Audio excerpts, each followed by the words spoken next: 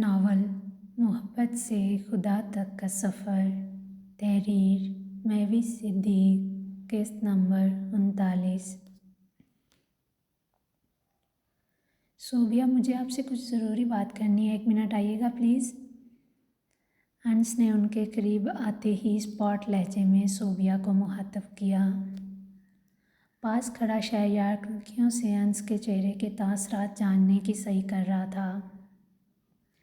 لیکن انس، ابھی تو ہمارا فوٹو سیشن چل رہا ہے، آپ اپنی بات بعد میں ڈسکس کر لیجیے گا۔ صوبیہ کے جواب دینے سے قبل شہریار خود ہی بول اٹھا۔ میں نے تم سے بات کی ہے؟ نہیں نا، تو پھر اپنے کام سے کام رکھو۔ انس دانت کچکچانے کے انداز میں گویا ہوا وہ خود کے تن اعصاب پر قابو پانے کے لیے اپنی مٹھیوں کو باقاعدہ سختی سے بھینچ گیا۔ ریلیکس شہریار، میں ابھی آتی ہوں، ویسے بھی میرا فوٹو سیشن کمپلیٹ ہو ہی چکا ہے۔ شہریار کو منہ کا زاویہ بگاڑتے دیکھ صوبیہ نے مداخلت کرنا ضروری سمجھا۔ اس کی آنکھوں کی سختی کو بھانپتے صوبیہ نے اپنے قدم بے اختیار انس کی جانب بڑھا دیے۔ مجھے تو سمجھ نہیں آتی یہ لڑکا اتنا ہٹ دم اور ضدی کیوں ہے۔ اس کے 2 قدم پیچھے پیچھے چلتی صوبیہ غصے کی حالت میں بڑبڑا رہی تھی۔ کچھ کہا آپ نے؟ انس اس کی بڑبڑاہٹ سننے کے باوجود واپس مڑتا اسی سے استفسار کر رہا تھا۔ نہیں، تم سے کوئی کچھ کہہ سکتا بھلا؟ تم تو اسے اپنی آنکھوں کی سختی سے ہی مار دو گے۔ صوبیہ نفی میں سر کو جھٹکا دیتی اب لان کے اندر قدم رکھ چکی تھی۔ وہ چند فٹ کا فاصلہ طے کرتی سنگی بینچ پر بیٹھ گئی۔ صوبیہ، جب کوئی چیز میرے دل کو اچھی نہیں لگتی تب میں اپنی آنکھوں کی سختی پر قابو نہیں رکھ پاتا، یہ حقیقت ہے اور مجھے اسے تسلیم کرنے میں بھی کوئی برائی نظر نہیں آتی۔ انس مدھم مسکراہٹ چہرے پر سجائے اسی بینچ پر آ کر بیٹھ گیا۔ تمہیں کوئی برائی نظر نہیں آتی، اگلے بندے کی بھلے ہی جان نکل جائے۔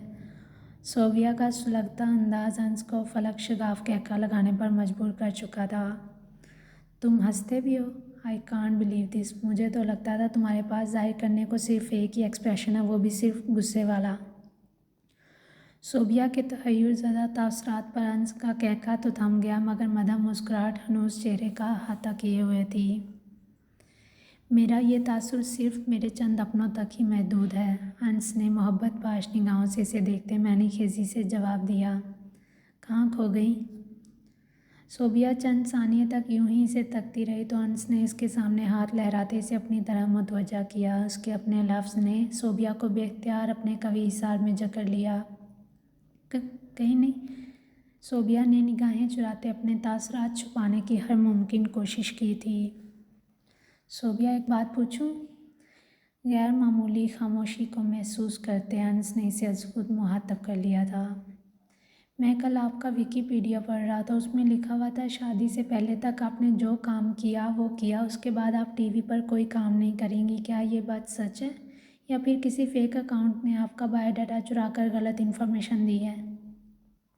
انس نے تجسس کے ہاتھوں مجبور ہو کر اپنے ذہن میں گردش کرتا سوال بالآخر آج پوچھ ہی لیا۔ سچ ہے، کچھ عرصہ پہلے میں نے میڈیا کو ایک سٹیٹمنٹ دیا تھا۔ اس دن کسی رپورٹر نے میرے فیوچر پلانز کے بارے میں پوچھا تو میں نے اس سے کہا تھا مستقبل میں میرا فلم انڈسٹری میں کام کرنا یا نہ کرنا میرے ہسبینڈ کی اجازت سے مشروط ہوگا، اگر انہیں کوئی پرابلم نہ ہوئی تو جاری رکھوں گی ورنہ پھر جیسے قسمت کو منظور۔ صوبیہ نے اس بات میں سر ہلاتے تفصیلی جواب دینے کے بعد چائے کی چسکیاں لینا شروع کر دیں۔ کچھ دیر پہلے ملازمہ وہاں آئی اور ان دونوں کے سامنے چائے اور مختلف سنیکس سرو کر کے وہاں سے چلی گئی۔ پھر تو مجھے بہت جلد آپ سے شادی کرنی پڑے گی، انس زیر لب بڑبڑایا اور پھر خوشگوار مسکراہٹ چہرے پر سجائے مزے سے چائے پینے لگا۔ کچھ کہا تم نے؟ انس کی آواز چونکہ سرگوشی نما تھی اس لیے صوبیہ کی سماعتیں سننے سے قاصر رہیں۔ نہیں، انس نے یک حرفی جواب دیا۔ آپ کی شیف چائے اچھی بناتی ہے، ویسے آپ بھی ان سے چائے بنانا سیکھ لیں۔ انس نے اسے اپنے تئیں مفید مشورے سے نوازا۔ مجھے تو چائے پینا کچھ خاص پسند ہی نہیں، پھر میں کیوں بنانا سیکھوں؟ صوبیہ نے کندھے اچکاتے نرمی سے استفسار کیا۔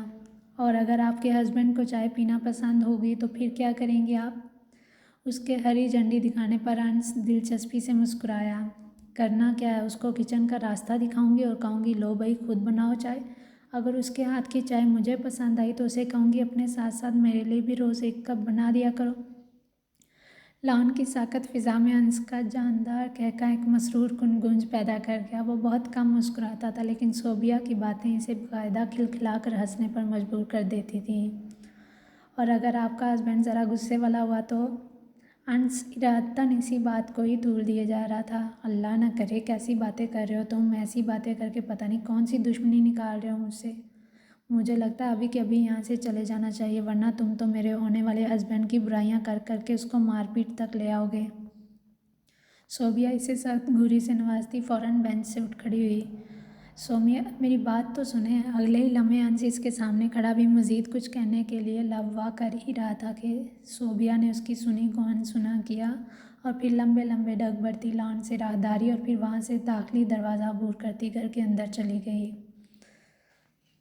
ہاں، اس کے نگاہوں سے اوجھل ہوتے ہی انس نفی میں سر کو جھٹکا دیتے باقاعدہ کہکا لگا کر ہنس دیا۔ کچھ دیر بعد اس نے ٹیبل پر رکھا موبائل اٹھاتے شاہد کو کال ملا دی۔ رسمی سلام دعا کے بعد اس نے اسے اپنا جانے کا بتایا اور پھر رابطہ منقطع کرنے کے بعد قدم پورچ میں موجود اپنی کار کی طرف بڑھا دیا۔ اس کا ارادہ یہاں سے سیدھا گھر جانے کا ہی تھا۔ پیٹر ابھی بیڈ سے اٹھتا پاؤں میں سلیپرز ارسنے لگا تھا کہ اس کے موبائل پر بجتی میسیج کی رنگ ٹون نے اس کی توجہ بے اختیار اپنی جانب مبذول کروا لی۔ اس نے مندی مندی آنکھیں کھولتے سائڈ ٹیبل پر سے موبائل اٹھا لیا۔ جیسے ہی سکرین کو آن کیا، سامنے ایک نوٹیفیکیشن شو ہونے لگا۔ نام اوپن کرتے ہی اس کی ساری حسیات ایک ساتھ بیدار ہو گئیں۔ بروس! پیٹر نے زیر لب دہراتے مستعدی سے میسیج اوپن کیا۔ اس کی آنکھیں اس وقت حد سے زیادہ کھلی ہوئی تھیں۔ "I am coming". بروس کے میسیج نے پیٹر کو اپنی پیشانی مسلنے پر مجبور کر دیا کیونکہ اس کے کئی کام ابھی پینڈنگ لسٹ میں تھے۔ بروس کا پاکستان آنے کا مقصد اس مشن کو تکمیل تک پہنچانا تھا جو ان سب نے مل کر پاکستان کے خلاف تیار کیا۔ بروس اس مشن کو لے کر کافی جلد بازی دکھا رہا تھا۔ اس بات کا ادراک رسل اور پیٹر دونوں کو ہو چکا تھا۔ شاید وہ مشن سے کچھ دن پہلے اس لیے آنا چاہتے ہوں گے تاکہ کسی کو ان پر کوئی شک نہ گزرے۔ یہی وجہ ہو سکتی ہے۔ پیٹر اب پرسوچ تاثرات سمیت وہیں بیٹھا خود سے جوڑ توڑ کرنے میں مصروف تھا۔ وہ بروس کو رپلائی میں اوکے کا میسیج پہلے ہی سینڈ کر چکا تھا۔ دوسری جانب بروس نے پیٹر کو بھیجا گیا کیوپی کا میسیج سیم کاپی کر کے اب کیوپی کو بھی بھیج دیا، جسے اس نے توجہ سے دیکھنا بھی گوارا نہیں کیا۔ اسے لگا وہ اپنے ڈرگ کے بزنس کے لیے پاکستان آ رہا ہے، اس لیے اس نے کوئی خاص رد عمل بھی ظاہر نہ کیا۔ وہ ہرگز نہیں جانتا تھا اس کی یہ بے توجہی پاکستانی قوم کا کتنا بڑا نقصان کر سکتی ہے۔ اسے اس وقت صرف 3 چیزوں کی فکر تھی، ایک اس کی اپنی، دوسری اپنی بیٹی کی اور تیسری جس چیز کی اسے فکر تھی وہ تھی دولت کے ذخیرے کی، جسے وہ غیر قانونی کاموں میں ملوث ہو کر دن بدن بڑھائے جا رہا تھا۔ انسان دولت کماتے وقت ہر چیز بھول جاتا ہے۔ وہ اتنا بھی یاد نہیں رکھ پاتا کہ قبر میں اپنی ذات اور اپنے اعمال کے علاوہ دنیا کی کوئی چیز ساتھ نہیں جائے گی، نہ تو قریبی رشتے اور نہ ہی جمع کیا گیا مال غفیر۔ قبر کے گپ اندھیرے میں جس چیز نے انسان کے کام آنا ہے وہ صرف اس کے نیک اعمال ہیں جو اس نے اللہ اور اس کے بندوں کی خوشنودی کی خاطر کیے ہوں گے، کیونکہ اللہ تعالیٰ اپنے حقوق رحم کی بدولت پھر بھی معاف کر دیتا ہے، لیکن حقوق العباد کی معافی تب تک نہیں ملے گی جب تک وہ شخص اس بات کی گواہی نہ دے کہ اس نے فلاں ہر اس شخص کو معاف کر دیا جس کا حق ادا کرنا ان پر واجب تھا۔